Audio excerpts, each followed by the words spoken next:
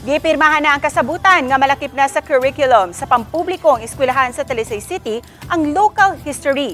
Ilabi na ang kabahin sa mga talisaynong bayani. Ang gipirmahan kini atol sa 127th commemoration sa 4 Alinio Brothers. Itong siren sa report ni Femery Dumabo.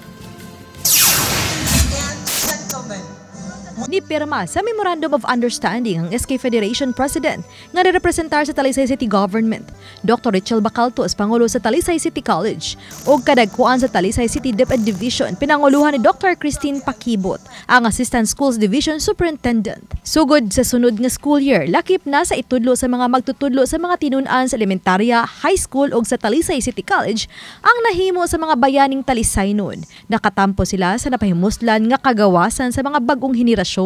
Ang istorya sa pagpakigubat ug paningkamot nga mapreserba ang lugar sa Talisay City gikan sa mga langyaw nga gustong muulipon kaniadto sugod sa panahon sa mga Espanyol hangtod na sa kaduhang gubat sa kalibutan. Din ang taka sa Talisay na himong kabahin sa kasaysayan.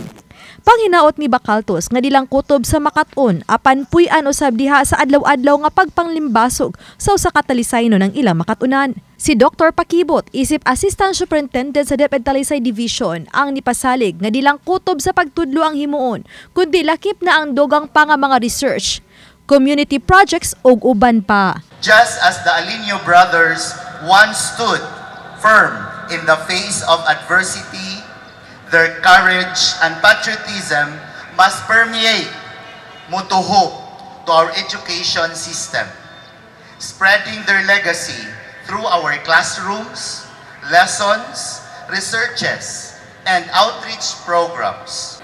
Through this Memorandum of Understanding, we are not only forming an agreement, we are strengthening our collective responsibility to ensure that the history of our city continues to thrive in the minds and hearts of future generations. Gihimo ang pinirmahay sa MOU ganihang buntag atol sa paghandom sa ika-127 katuig sa bayanihong nahimo sa managsuong Potensyano, Felix, Hilario ug Sulpicio Alinio o mas na ila nga 4 Alinio Brothers. Sila ang mga gilang talisaynong bayani batok sa pagpanakop sa Spanish Force. Mga kabaning Alinio ang lakip sa nitambong sa kalihukan at tubangan sa ilang mga monumento sa Barangay Poblasyon, Talisay City.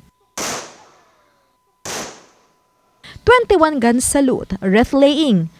Paghalad og bulak ang pipila lang sa ilahang gihimo, isip pag-ila og pagyukbo sa Alinio Brothers. Uban ni Godfrey Relien, Femery Dumabok. Balitang Bisdak.